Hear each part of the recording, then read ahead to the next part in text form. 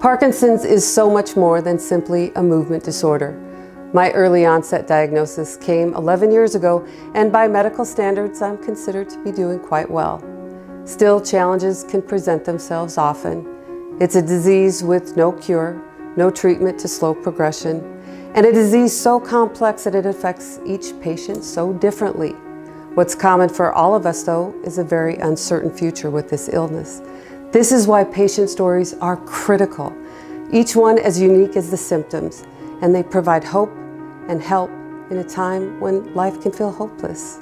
This is Parkinson's.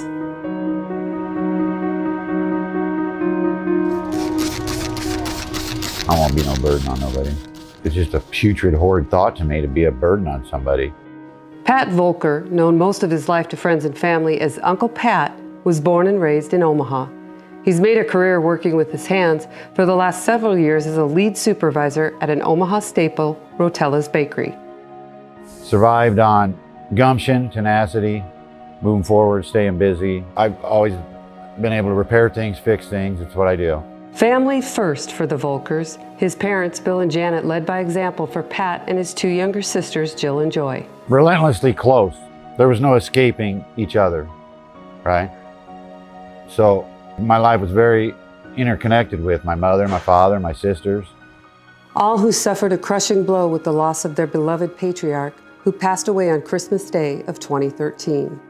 I took him for granted. And I'm sad about that. He was my king. Didn't matter what time of day, didn't matter what the situation was, he supported me. Uncle Pat resorted to what he's always done, work to fix the situation and try to fill the void of the man he adored his entire life. He was a big character, and I try to emulate that. Little did Pat know a much bigger challenge was looming. A decade later, a Parkinson's diagnosis would shake the core of this family yet again. I told her she got the wrong guy. His symptoms refused to stay silent. And I noticed that as I was walking, my left arm stopped swinging. But I thought, well, is my mind playing tricks on myself, and am I looking at it? Like, am I being vain? And then, as a tradesman, I started dropping fasteners and bolts and nuts. Well, that's not me. Intricate soldering of wire.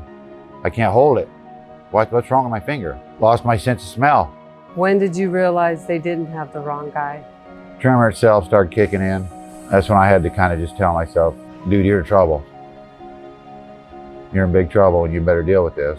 So much trouble, Pat saw no way out. It was like I had a storm, just this chaos, and there was only one clear piece, and that was a voice telling me, they're all better off without you.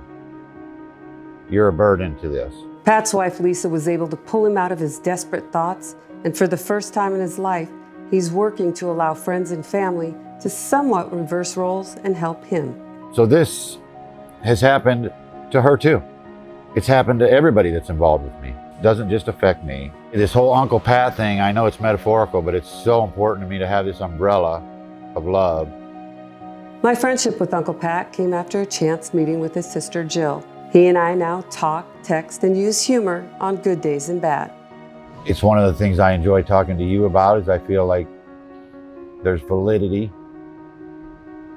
I was frustrated before that I didn't think other people were really understanding the struggle of this, how much trouble I'm really in. And so it was refreshing to meet you and hear some of the language that you have about it, because you get it. Just keeps my fingers stretched out. His hope is that some medical providers get it better as well. You can't just prescribe me a medicine and write it on the clipboard and walk out of the room. How do I follow up? I'm not a doctor. I went to trade school. What do I look for? What do I check in on? How do I track these things? How do I avoid being on the suicide hotline? How do I get out of that? I don't want to be on that.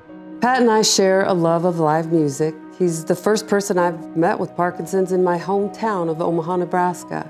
He understands, like me, our odds are higher we can get through a debilitating illness better with each other. You and I know the road is gonna probably be tougher. Yeah.